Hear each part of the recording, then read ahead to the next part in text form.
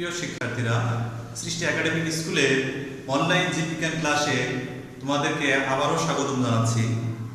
তো বিগত ক্লাসগুলোতে আমরা ষষ্ঠ অধ্যায় সম্পর্কে জেনেছিলাম। আজকে আমরা নতুন একটা অধ্যায়ে নতুন একটা টপিক নিয়ে আলোচনা করব, যা সপ্তম অধ্যায়ের মধ্যে অন্তর্ভুক্ত, অর্থাৎ মানব ফুসফুসের গঠন সম্পর্কে আলোচনা করব। তাহলে আজকে আলোচনা হলো ফুসফুসের গঠন। তো এই ফুসফুসের গঠন সম্পর্কে জানতে গেলে আমাদের ফুসফুসটা কি, তার অবস্থান জানতে হবে, এবং এই ফুসফুসের অবস্থান জানার আগে আমাদের শ্বসন প্রক্রিয়াটা জানতে হবে। শ্বসন কি? তাহলে আমি শ্বসনকে এই সংজ্ঞাটা লিখে রাখছি বোর্ডে, তোমরা একটু খেয়াল করো। যে জৈব রাসায়নিক প্রক্রিয়া জীব পরিবেশ থেকে গৃহীত অক্সিজেন দ্বারা, তাহলে যে জৈব রাসায়নিক প্রক্রিয়া জীব পরিবেশ থেকে গৃহীত অক্সিজেন দ্বারা খাদ্যবস্তুকে, তাহলে খাদ্যবস্তু যদি বলি C6H12O6, খাদ্যবস্তুকে অক্সিজেন দ্বারা কি করে জারিত করে খাদ্যের মধ্যে যে শক্তিটা লুকায়িত ছিল সেই শক্তিকে কি করে, যে তাপ এবং গতি শক্তিতে রূপান্তর করে, তাকে বলা হয় শ্বসন। তাহলে আমরা অক্সিজেন দেখলাম, খাদ্যবস্তু অক্সিজেন দ্বারা জারিত হয়ে উৎপন্ন করতেছে ATP, যাকে আমরা শক্তি বলি, এবং কার্বন ডাই অক্সাইড, তাকে আমরা শ্বসন বলি।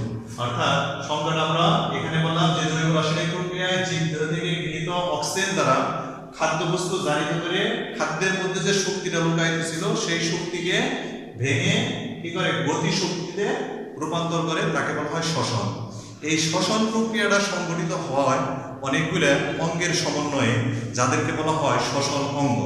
সেই অঙ্গগুলো যেমন বলি আমাদের নাক, এরপরে গলবিল, এরপরে এরকম ভাবে কি শ্বাসনালী, ফুসফুস, এরপরে আসলে কি মধ্যচ্ছেদা, এরকম ভাবে অনেকগুলো অঙ্গের সমন্বয়ে গঠিত।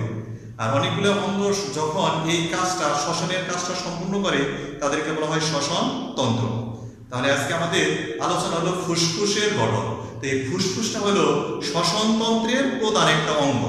তোমাদের পরীক্ষার মধ্যে প্রশ্ন আসে যে শ্বসন তন্ত্রের প্রধান অঙ্গের গঠন আলোচনা করো।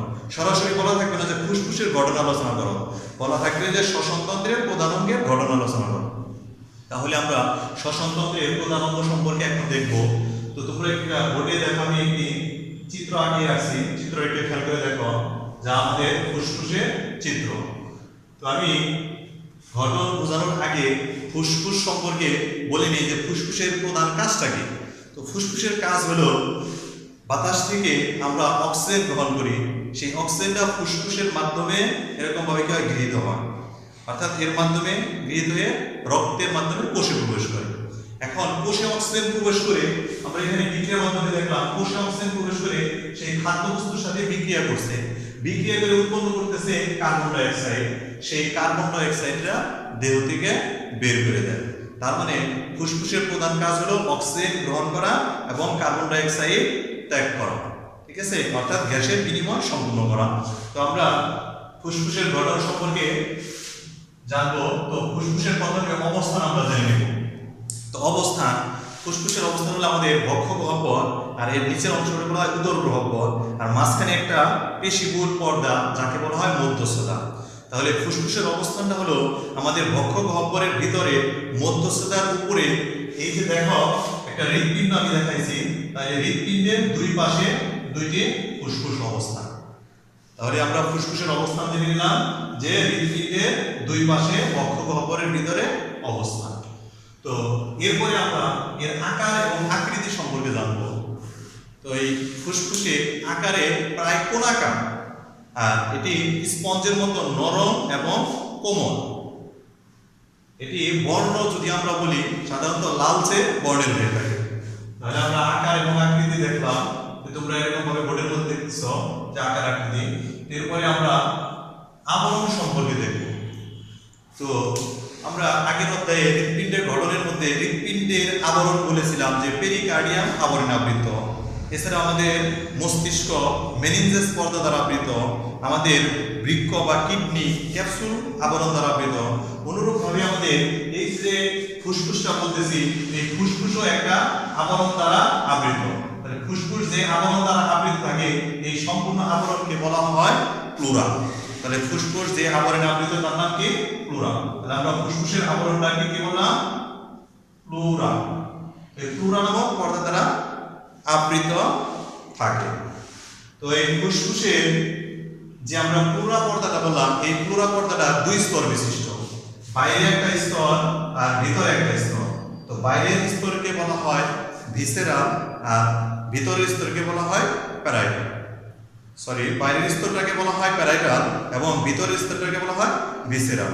এই প্যারাইটাল এবং ভিসেরাল এই দুই স্তরের মাঝখান থেকে এক ধরনের রস নিঃসৃত হয়, যাদেরকে বলা হয় সেরাস ফ্লুইড।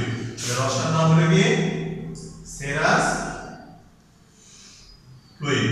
এই সেরাস ফ্লুইড রস পিচ্ছিল হওয়ার কারণে এই যে আমাদের ফুসফুসের সাথে আমাদের বক্ষগাত্রে কোনো ঘর্ষণ লাগে না।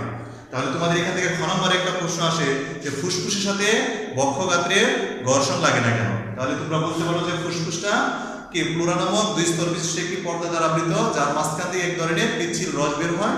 এই রস বের হওয়ার কারণে ফুসফুসের সাথে বক্ষগাত্রে কোনো ঘর্ষণ লাগে না। এরপরে আমরা হৃৎপিণ্ডের খণ্ড বা লোব সম্পর্কে দেখব। তো হৃৎপিণ্ড আমরা ফুসফুসের লোব বা খণ্ড সম্পর্কে দেখব। তো এই ফুসফুসের আমরা দুইটা অংশ দেখতেছি, একটা ডান আর একটা বাম, একটা ডান ফুসফুস আর একটা বাম ফুসফুস। তাহলে এটা যদি ডান ফুসফুস হয়, এই ডান ফুসফুসের মধ্যে তিনটি খণ্ড বা লোব রয়েছে, 1 2 3। আর এটা হলো বাম ফুসফুস, এখানে দুইটি খণ্ড বা লোব রয়েছে। তো প্রত্যেকটি খণ্ডকে বা লোবগুলোকে লোবিউল বলা হয়। এর ভিতরে অসংখ্য এরকম ভাবে কি লোবিউল বিদ্যমান। তো এরপরে আমরা যে দেখব হলো অ্যালভিউলাস সম্পর্কে। এই ফুসফুসের মধ্যে অনেকগুলো এরকম ভাবে কি অ্যালভিউলাই বা বায়ুথলি বিদ্যমান। অর্থাৎ অ্যালভিউলাই বা বায়ুথলি কোনগুলো? আমরা এই যে বলতেছি ট্রাকিয়া বা শ্বাসনালী, সেই ট্রাকিয়া বা শ্বাসনালীগুলো এসে এরকম ভাবে কি দুই ফুসফুসে দুইটা নলের মাধ্যমে প্রবেশ করছে, যাদেরকে বলা হয় ব্রঙ্কিউল। তো এরা এসে আবার ফুসফুসের ভিতরে প্রবেশ করে অনেকগুলো এরকম ভাবে কি শাখা প্রশাখায় বিভক্ত হয়। এই শাখা প্রশাখার শেষ প্রান্তে দেখো গোল গোল ক্ষুদ্র ক্ষুদ্র এরকম ভাবে কি অংশ বা গঠনগুলো আমরা দেখতেছি, যাদেরকে বলা হয় অ্যালভিউলাস। এই অ্যালভিউলাসগুলো অত্যন্ত পাতলা, এদের প্রাচীরগুলো পাতলা এবং এদের চতুর্দিকে এরকম ভাবে কি কোষিক জালিকা বেষ্টিত থাকে। তো আমরা অ্যালভিউলাসগুলো যদি দেখি তাহলে দেখতে এরকম ভাবে গঠন দেখা যাবে, অনেকগুলো এরকম ভাবে গ্যাপ হতে থাকবে, অনেকগুলো। আর এর চতুর্দিকে কি থাকবে? রক্তনালী। তো এই অ্যালভিউলাসের প্রাচীর পাতলা হওয়ার কারণে এখান থেকে অক্সিজেন একদম আমরা যদি বলি পরিবেশ থেকে যে অক্সিজেন আমরা গ্রহণ করলাম, সেই অক্সিজেন সরাসরি এরকম ভাবে কি শ্বাসনালী হয়ে এরকম ভাবে কি অ্যালভিউলাসে এসে প্রবেশ করে। তাহলে অ্যালভিউলাসের প্রাচীর বললাম পাতলা হওয়ার কারণে এই প্রাচীর ভেদ করে ব্যাপন প্রক্রিয়ার মাধ্যমে এর চতুর্দিকে যে কোষিক জালিকা থাকে বা রক্তনালী থাকে, এই রক্তনালীতে অক্সিজেন প্রবেশ করে। এজন্য আমরা দেখলাম হলো কি ফুসফুসের মধ্যে অসংখ্য এরকম ভাবে কি বায়ুথলি বা অ্যালভিউলাস থাকে। তো এই অ্যালভিউলাসগুলো সূক্ষ্ম সূক্ষ্ম, দেখতে অনেকটা এরকম ভাবে কি মোচাকৃতি, মৌচাকের মতো যেটা বলা হয়। তো এই অ্যালভিউলাস বা বায়ুথলি এদেরকে অনেক সময় বায়ু কোষও বলা হয়। তো আমরা আজকে ফুসফুসের গঠন সম্পর্কে জানলাম। তো আগামী ভিডিওতে আমরা নতুন কোনো বিষয় নিয়ে তোমাদের সামনে হাজির হব। সে পর্যন্ত সবাই ভালো থাকো, সুস্থ থাকো। আসসালামু আলাইকুম।